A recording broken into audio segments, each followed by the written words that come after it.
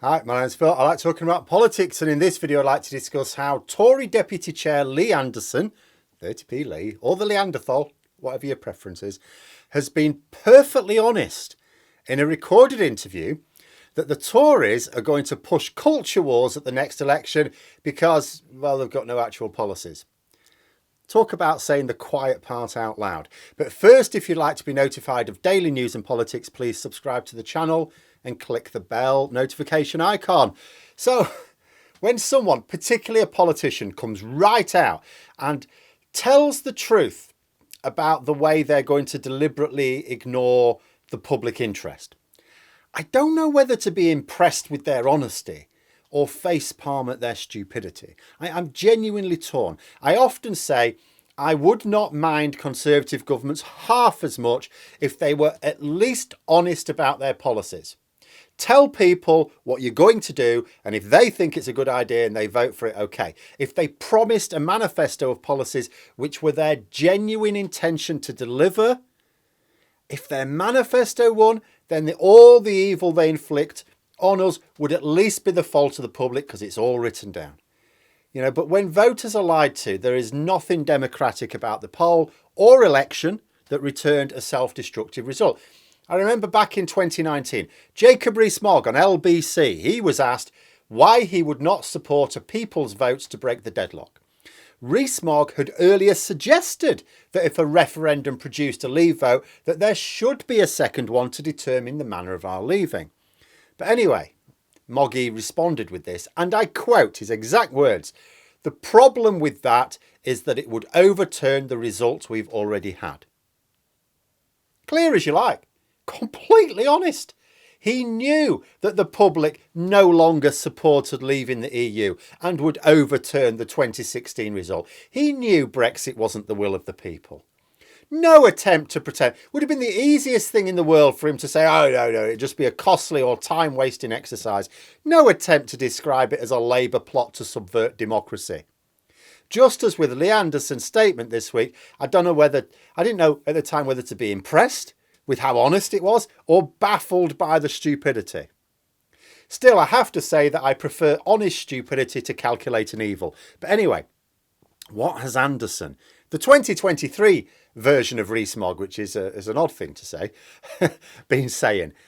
Well, I saw a clip of an interview with him. I mean, some of you may have seen this as well. I'll link it below. In it, he was talking about what won the election in 2019 and what they were going to do to have a look, for 2024. So Lee Anderson described three factors which won the election for the Conservatives in 2019. I thought to myself, oh, there were three factors. Then he said Brexit, Boris and Corbyn. Not quite. There were indeed three major factors. Boris Johnson was not one of them. Don't get me wrong. I'm not saying that anyone else would have had the same result. Boris Johnson was definitely their best bet for carrying it all through. Absolutely instrumental. But he wasn't one of the factors that the public were voting for. The public didn't really approve of Boris Johnson. It was what he was offering. You know, he wasn't seen as prime ministerial material by the public. The Boris Johnson factor was the other side of the coin that was the Corbyn factor. It was the same thing. If Labour were led by someone credible, Johnson would not have been an asset. Brexit and Corbyn were clearly shown in polling to be two of the factors. The third was levelling up. You know, the Conservatives needed to target a lot of voters more used to voting Labour. They could persuade them that they'd get Brexit done, ticks a box.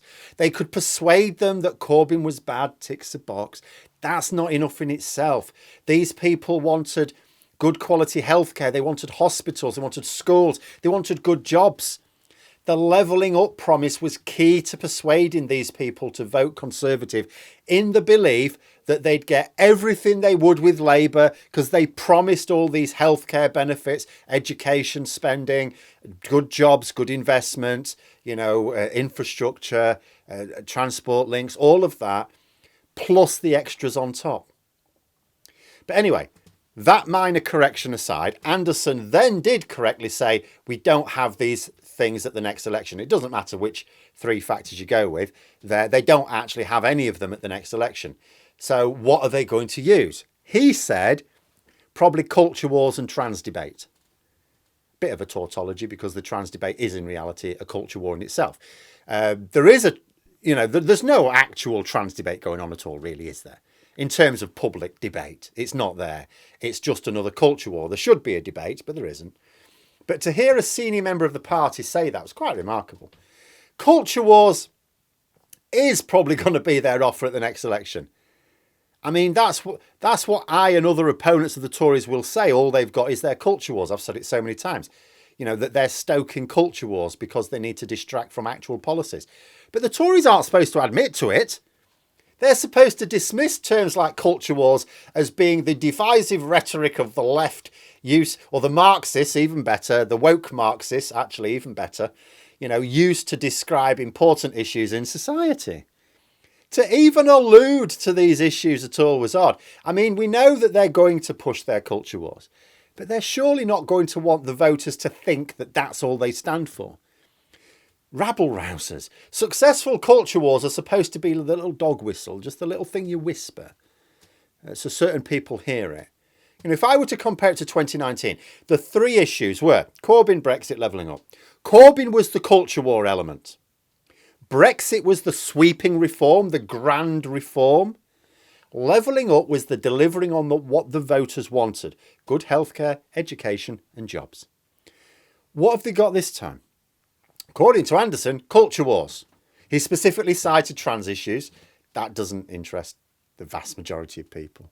In terms of voting behaviour, when you look at polls, what are the major issues that you would base your vote on?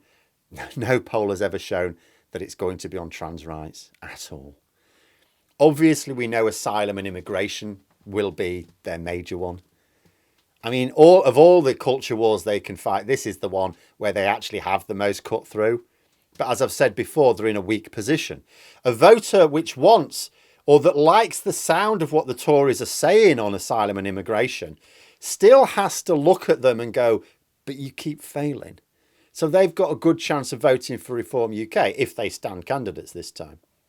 Because the Tories are failing. They're failing to deal with the issue of asylum and immigration. It's all very well blaming Labour for voting against their bills, but Labour don't have the votes to stop them. So those bills are passing anyway. If this latest one doesn't pass its third reading, it passed its second reading last night, it will be because Tory MPs blocked it, not Labour. Maybe they're hoping that Reform UK will chicken out again like they did last time. And that's fair enough. They did last time. Why wouldn't they this time? There's a good chance it will happen. For all Richard Tye say, no, we're going to stand candidates this time. You didn't last time. But then the problem is that's all they have. Where's the grand reform? Where's the grand vision? Where's what? No, not got one. Okay. Where's the delivery on what voters actually want? Polls show that the economy and healthcare, way more important in deciding general election votes than immigration. Are they not going to mount a platform to address that? Oh no, we don't want to talk about the economy. For goodness sake, no, steer clear of that. What about healthcare? Have you seen hospitals? Have you seen the queues of ambulances? No. Steer well clear of the two things that voters want to hear policies on. Anderson doesn't seem to think it's important enough to feature. Of course, he won't be deciding their strategy. In the clip, he says their victory in 2019 was nothing to do with him. It's very generous of him. He won't have anything to do with their campaign in 2024 either. As much as it would be hilarious to see the Tories attempt to win an election purely on a platform of trying to be the party which has a plan for asylum when the asylum system fell apart while they were in government. If they want to go with that as their one and only platform with the odd nod towards trans issues, be my guest. In fact, why stand there? Why not have another platform on debating which was the best James Bond while they're arguing about things that most voters aren't bothered about? Culture wars don't win elections. They can win over some voters. They can make the difference. If you want to win a vote, you have to show people that you're going to improve their lives. Most voters are pragmatic. It's not enough to show them you're going to make more people more miserable. Even Brexit was mostly fought on the benefits it would supposedly bring. Another thing 30p Lee tried to bring up today is Brexit. It may have been yesterday. I saw it today. He was lauding the AUKUS submarine deal as a Brexit benefit. I thought, well, what's that got to do with Brexit? Nothing. But everything that the government can paint as a success is now going to be labelled as a Brexit benefit. Everything. And just like all the other pretend Brexit benefits, this one is very weak. Are we building their submarines? No, Australia is. Why would they get us to build them? Okay, so what do we get out of it? Well, they're using one of our designs. I see. And how does that benefit any communities in the UK? It doesn't. We've already designed it. I see. Any benefits at all? Well, we're going to build some of these submarines for ourselves. For ourselves. From our own designs. Yeah. Okay. Not sure how we couldn't have done that before Brexit. Okay, fine. Anything else? Well, the Royal Navy is going to work more closely with their counterparts from the US and Australia. So, a bit of international collaboration. Okay, right. Is that something we couldn't do in the EU? No. The EU's got nothing to do with military cooperation. Actually, maybe the Tories will make Lee Anderson an integral part of their general election campaign. For the good of the nation. With strategic thinking like that, we may see a general election result that actually works out well for the UK for a first time in many years. But there we are. Those are my thoughts. Let me know yours in the comments below. Hope you found the video interesting. If you did, please click the like button. If you'd like to support the channel further, the join button for memberships. And until next time, I'll see you later.